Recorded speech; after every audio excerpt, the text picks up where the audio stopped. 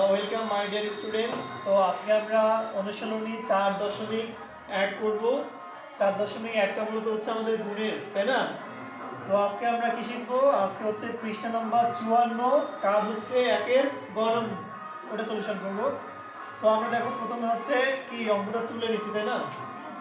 আমরা কি বলছি দেখো, যে যেহেতু গুণের ক্ষেত্রে কয়টা পদ আছে এখানে? তিনটা, একটা দুইটা তিনটা। আমরা কি করব, গুণটা লেখার পরে এটা হচ্ছে প্রথম ব্র্যাকেট দিয়ে কি করব, আবদ্ধ করে দিব। তারপরে গুণক যেটা আছে সেটা লিখবো, লেখার পরে এটা হচ্ছে ব্র্যাকেট দিয়ে আবদ্ধ করে দিব। আর কি করতে বলছে আমাদের? গুণ না, মাঝখানে হচ্ছে গুণ চিহ্ন হবে।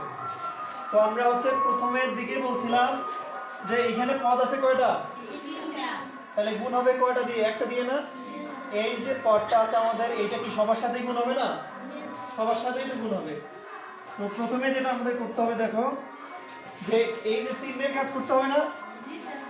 তাহলে দেখো আমরা যদি করি এইটা আর এটা তো গুণ করবো, তাহলে প্রথমে হচ্ছে -7c³ d5, তাই না? কার সাথে গুণ হবে? এর সাথে। তাহলে এটা লিখে ফেলি আমরা -2c²d। ওকে, দেখো তাহলে প্রথম পদটা লিখে ফেলছি না আমরা, এই যে গুণ চলে আসছে। এবারে এখানে কি চিহ্ন আছে?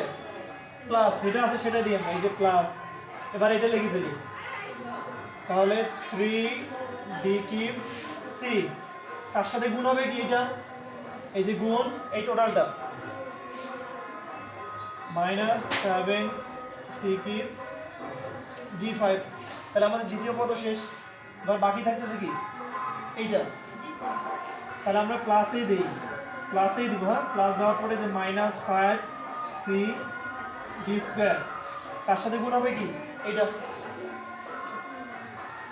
-7c³d5।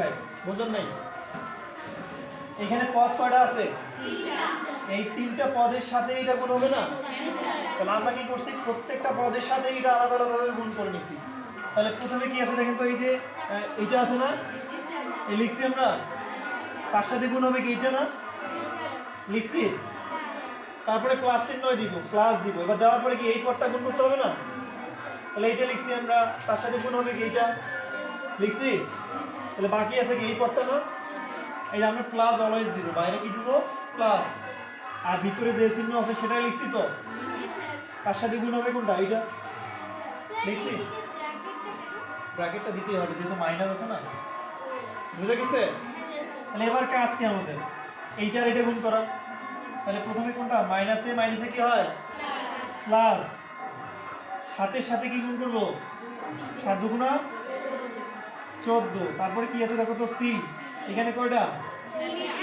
এখানে তিনটা, দুইটা কয়টা হবে? তাহলে c⁵ এবার ডি এখানে কয়টা? 5টা। আর এখানে একটা, কয়টা হচ্ছে? তাহলে d⁶। তাহলে এই এই এই কাজটা শেষ হয়ে গেল না?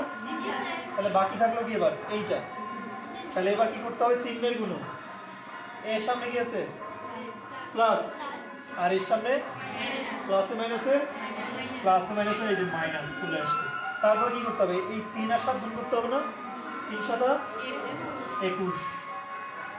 তারপর কি আছে? ডি, সি আছে না, এই সিটা কিনি। হ্যাঁ, তাহলে সি এখানে একটা, এখানে কয়টা? তিনটা, তিনটার একটা। তাহলে কি লিখবো আমরা? c⁴। তারপরে কি ডি, এখানে ডি কয়টা? তিনটা। আর এখানে ডি হচ্ছে 5টা। 5টা, তিনটা কয়টা হয়? 8টা। তাহলে d⁸। তাহলে এই অংশটা শেষ হয়ে গেল না? তাহলে বাকি কি থাকলো এবার? এইটা। তাহলে আগে চিহ্নের গুণ, এর সামনে মাইনাস আর এর সামনে মাইনাসে মাইনাসে কি হয়? প্লাস। আবার এই যে বাইরে প্লাস আছে না, প্লাসে প্লাসে কি হয়? প্লাস। চিহ্ন হবে প্লাস। তারপর কি? এই 5-এর সাথে 7 গুণ, 5 × 7 =